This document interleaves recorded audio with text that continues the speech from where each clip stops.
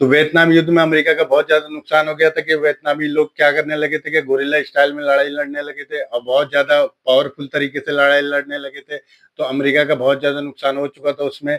तो अमेरिका को वियतनाम युद्ध से बाहर निकलना पड़ा क्योंकि वहाँ की आवाम बहुत ज़्यादा प्रेशर बना चुकी थी अमेरिका के ऊपर।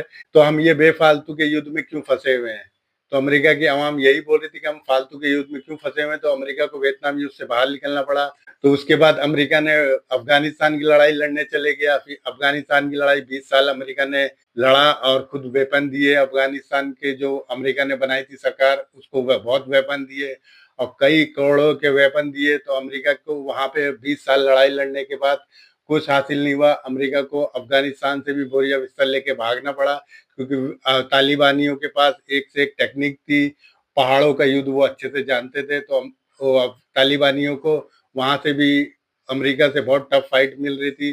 तो इसी के साथ अमेरिका को तालिबानियों की बात माननी पड़ी, समझौता करना पड़ा तालिबानियों के साथ और फिर वहाँ से भी उसको कई करोड़ों के, अरबों के, खरबों के हथियार छोड़ के तालिबान को हाथ में देके वो हथियार वहाँ से निकलना पड़ा अफ़गानिस्तान से। तो अमेरिका ये फालतू की लड़ाई लड़ रहा है इसका। और उसके बाद उसने इराक और सीरिया में भी लड़ाई चालू किया। वहाँ भी लड़ाई लड़ा कुछ साल और वो लड़ने के बाद वो इस लड़ाई में क्यों फँसा हुआ है क्योंकि वहाँ की इंडस्ट्री है जो अमेरिका की वेपन इंडस्ट्री, वो बहुत ज़्यादा प्रोग्रेस कर चुकी है और उनका मकसद होता है कि लड़ाई लड़े और वो पैसा वापस तो करोड़ों के वेपन छोड़ के तालिबानियों के हाथ में देके अमेरिका को बाहर निकलना पड़ा क्योंकि वो उसके अलावा कोई रास्ता नहीं था क्योंकि वो लड़ाई लड़ते रहता तो उसको कोई ठीक नहीं है कि इतने साल तक लड़ना पड़ता। इसलिए वो हथियार तालिबानियों के हाथ में देके अमेरिका को अफ़गानिस्तान से बाहर निकलना पड़ा और ये मकसद कुछ नहीं रहता है।